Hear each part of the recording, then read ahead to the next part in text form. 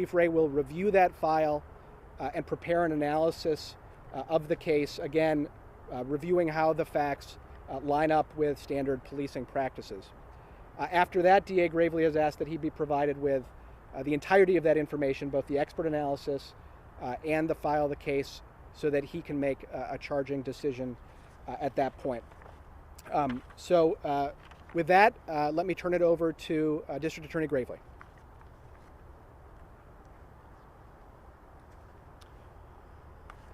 Hello, everyone. So the thing I want to be sure that you take away today, first of all, I'm Mike Gravely. I'm the District Attorney here in Kenosha County. But an important takeaway from this today is that the physical investigative file in this case is not coming to Kenosha or the Kenosha District Attorney's Office until this new and continuing phase that it just was described by Attorney General Josh Kaul is completed. So the investigative file, the DCI is close to completing. It's not finished yet, but they are in the final stages. Will go to Chief Ray. He will then provide analysis in a variety of directions in terms of his expertise, particularly on use of force. And that at the point that he feels that he has completed that analysis, the physical file and his analysis will be transferred to the Kenosha District Attorney's Office. I will be in consultation with Chief Ray at that point. There'll be an opportunity for me to and Chief Ray to think about whether there's any additional investigation that needs to be done to satisfy both myself and himself regarding issues we think are important. And then a charging decision will ultimately be made. So certainly we're not here to talk about a charging decision today, because this expert phase is now the next stage in this overall investigation. And certainly that transfer of this file from the Department of Justice will not take place until that expert phase is finished. As I've said before, but as I want to repeat today, the priority at each and every stage of this investigation from both DCI and the Kenosha District Attorney's Office has been that this investigation be complete, that it be comprehensive in all ways, and that it be fair. And a comprehensive and fair investigation is absolutely what all the parties involved in this case deserve. It's what Jacob Blake and his family deserve. It's what the public deserve, who certainly have taken an interest in this case and have certainly in dramatic ways talked about and have it be part of what informs them in terms of the debate about modern policing and race and systemic racism in our society. And then certainly the police officers and their families deserve a complete and fair investigation in all respects. So the gathering of relevant facts, that stage of this case is near completion, but now we certainly will benefit, as both the Attorney General and myself are in consensus, we both will certainly benefit from the assistance from an expert about this case. And I want to be sure you heard something very clearly that the Attorney General said, and that was that when I brought up the idea of a use of force or a policing expert to be brought into this case, I asked the Department of Justice to determine that expert themselves. I actually asked that I not be a part of the selection process. And I did that because I wanted the maximum confidence for whatever decision results in this case. I wanted the public to know that rather than there being a pre-selected outcome, that instead that independent agencies that were not going to be the ultimate decision maker, were the ones contributing the identity and participation of the expert in this case. Experts are used all the time to help determine criminal prosecutions, right? We rely on the state crime lab and all sorts of scientific expertise. Experts are used in domestic violence cases and sexual assault cases. They help explain to the public, to the prosecutor who makes charging decisions on some occasions, and to juries, important aspects that are maybe not in our usual areas of expertise. I had an opportunity to speak for the very first time to Chief Ray this morning. He and I reached each other by phone. I would say the phone call was about 20 minutes, and I asked Chief Ray, who I met personally for the first time just moments ago, if I could recount the 2 questions he asked me in that short conversation, and he gave me permission to do so. The first question he asked me is, have you already decided this case? And I told him the best way I could answer that was to say, if I had already decided this case, wouldn't it be ludicrous, perhaps crazy, to ask an independent agency to find a use of force expert that I had no influence over? On what possible scenario would a person who had pre-decided this case ask another independent agency to assist them in that fashion? And I believe that satisfied him in terms of being a simple way to answer that question. The second thing that Chief Ray asked me is, what is it that you're hoping that I can help with? And that is where I think that Chief Ray's unique set of diverse experiences and perspectives really will assist in this case. Because Chief Ray, as you will soon hear from him and you will find as you research him, was not only a long-standing member of the Madison Police Department and rose to be the chief, but he also, since he left that department, has been a leader in the state and nationally on issues of police training, police use of force, racism and systemic racism, implicit and explicit bias in criminal justice institutions, including law enforcement agencies. And so he brings real leadership and a long-standing and credible thought process to all of those issues to the extent they inform any of the decisions in this case. He also brings the other piece of diversity that is so important in this case. He himself has been one of those officers and has supervised officers who, when guns sound in our community, run towards the gunfire as opposed to most of us who run away from the gunfire. So he has been in those shoes, and he has supervised many who have been in those shoes and who have been persons who took those risks. He's been an individual in his career and has supervised people in his career who had to, every day when they said goodbye to their families and took a shift, had to have the real and actual expectation that it might be the last time that they left their homes, because that is the nature of that work. And that perspective is a valuable perspective if we are willing and if we think it's important to have a complicated conversation in any charging decision that happens in this case. So no pre-determinations have been made, but I believe that Chief Ray is really ideally situated to bring a diverse and abundant set of perspectives to what now needs to be thought about. And so I ask you to please listen and consider him as an important additional aspect to this very important investigation. Thank you.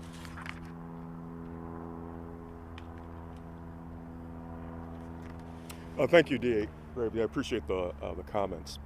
I'm going to make a couple of brief statements, and I think you'll probably have some questions and Q&A that will get more to the point of what you would like to find out. I consider my role primarily in doing three things. One is not to prejudge. That's number one. Number two is to provide insight and perspective. As a former law enforcement official, as a citizen of Wisconsin, as someone who is trained, as someone who is supervised, as someone who has had to make decisions related to use of force, and use of force up to and including deadly force. And so what I hope to do is provide that perspective, not just for the work that I did for the Madison Police Department, but my work nationally, being informed by so many departments that were in the process of reforming, oversight in terms of use of force, but it's broader than use of force. You know that when it all comes down to it, it's that single incident that you see out there is a culmination of a whole host of things that a department does. The Madison Police Department was unique. There's only 2 or 3 departments in the state of Wisconsin that historically did their own use of force investigations, use of deadly force in terms of officers involved shootings. And Madison Police Department was one of those before Department of Criminal Investigations took over. So I think that provides insight. I also come to this humble, honored, and with a deep sense of the gravity of what's going on here. Not only in the community, not only in the police department, but also with those that are charged with investigating this incident. So I will leave those comments there. I will be willing to take questions, but as I said at the beginning, I bring three things. One, not to prejudge. Two, to provide insight as an officer, as a supervisor, as a police manager, and as a subject matter expert that has dealt with these issues nationwide. So insight and perspective is what I'm here for. Chief Ray, have you been given a timeline for your services and how much will your contribution cost? I have not been given a specific timeline because as the Attorney General mentioned, they still have the investigative file that needs to be complete and turned over. Once I receive that, it is my intent to do a fair and impartial review, but complete, but to move with deliberate speed, as quickly as I possibly can, that would not jeopardize an investigation in terms of giving the district attorney a sense of perspective and insight. So I do intend to move forward because I can appreciate having been a police chief for 10 years, how the community really wants, and they're waiting to find out that information. So I do intend to move as quickly as possible. And what about the cost to taxpayers? What will this cost taxpayers? What? I'm sorry, what the investigation? What will your services cost taxpayers? I'm not sure, because it depends. I don't know what exactly I'm going to get in terms of an investigative file. I'm sure that there are witness statements I have to review. There's forensic evidence. There's video. So I can't answer that question at this particular time. What was your initial reaction to just the case as a member of the public, as a human being, when you saw maybe the video? What did hit you when you first heard about the shooting? It was graphic, and typically things that show up on TV will hit you in a certain way.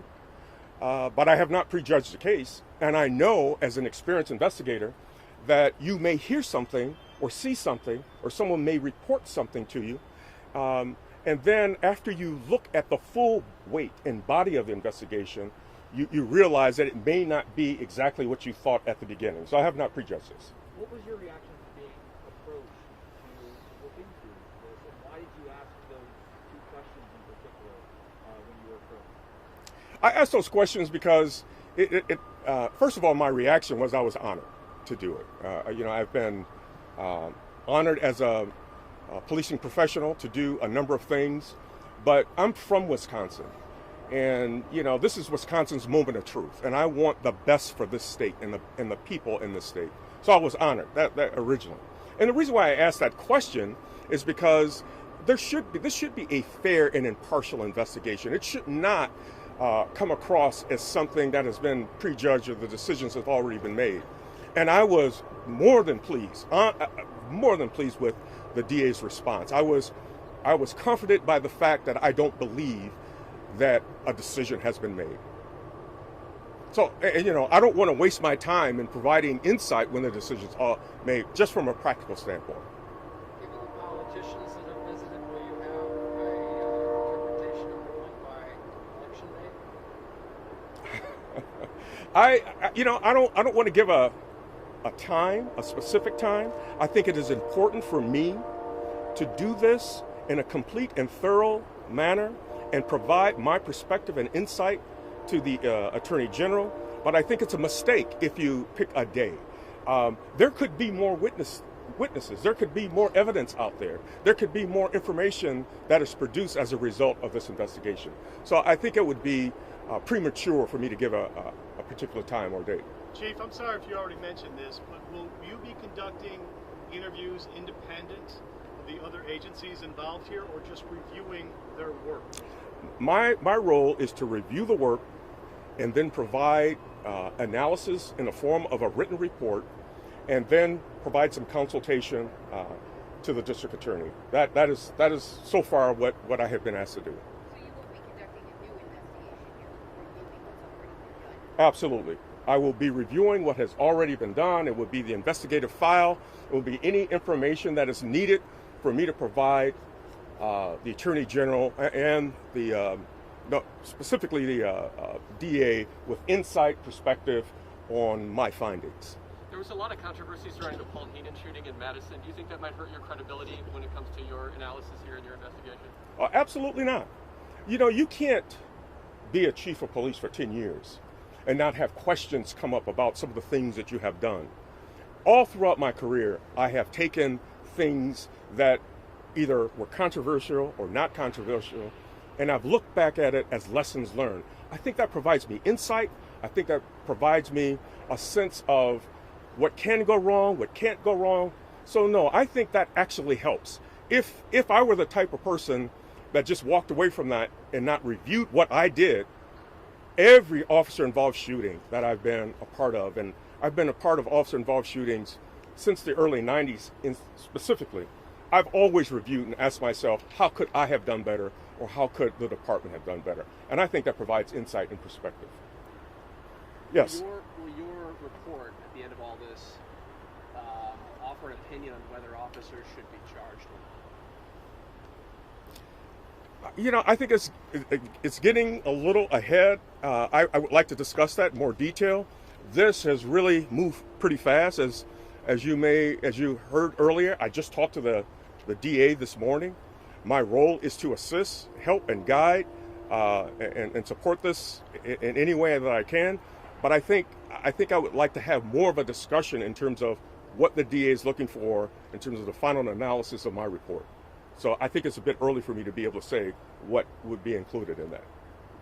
When were you approached about this work? It's been in the last couple of weeks, an ongoing conversation about the potential of being involved in this as a subject matter expert, which I'm very comfortable with that, having done this on a national basis in the Department of Justice. I also was a deputy monitor in Cleveland during the Tamir Rice incident. So I'm really comfortable in this role.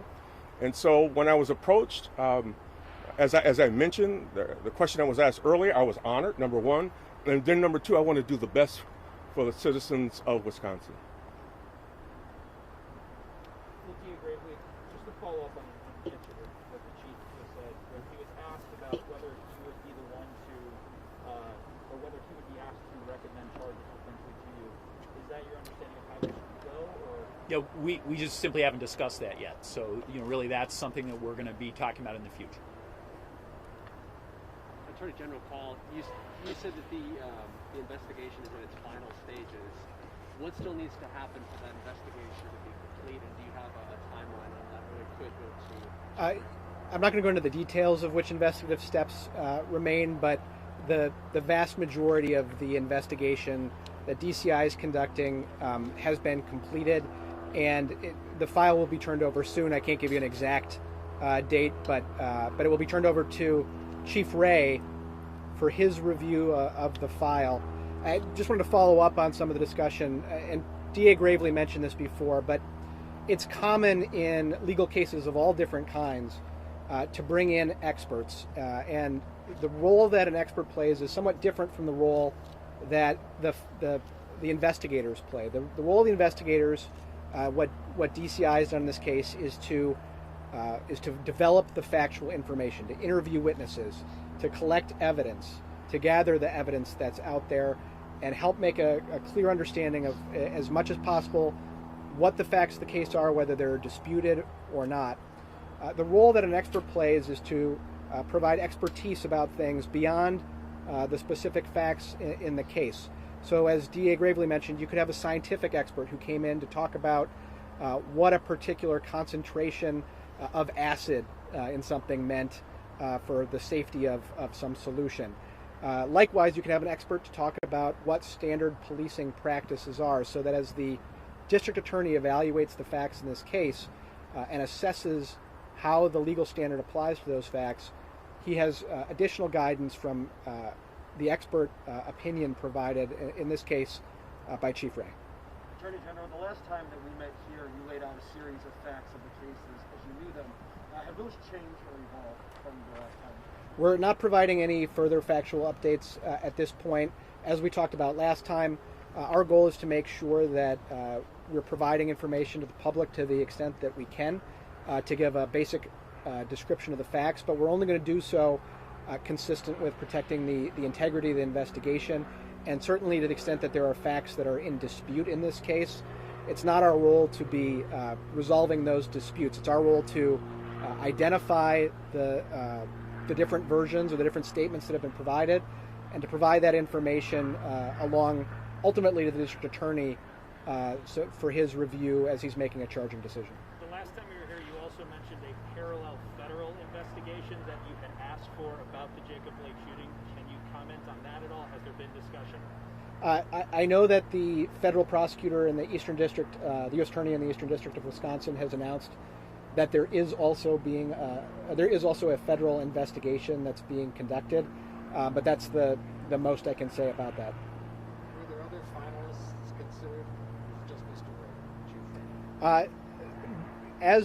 As I thought through potential experts, I gave thought to a few different people, and ultimately thought Chief Ray was the best selection for a variety of reasons that you've heard recounted here. He brings experience as an officer who was in the field. He brings experience as an assistant chief who was there when decisions were being made about use of force. He brings experience as a chief who was there when decisions were being made about use of force. He has served on a variety of different committees. He can speak to those in more detail than I can, of course. And he has served as a police reform specialist during the Obama administration. So I have the utmost confidence both in Chief Ray's expertise and in the fairness with which he's going to approach this. All right, well, thank you everybody for joining us today. We appreciate it. Thank you.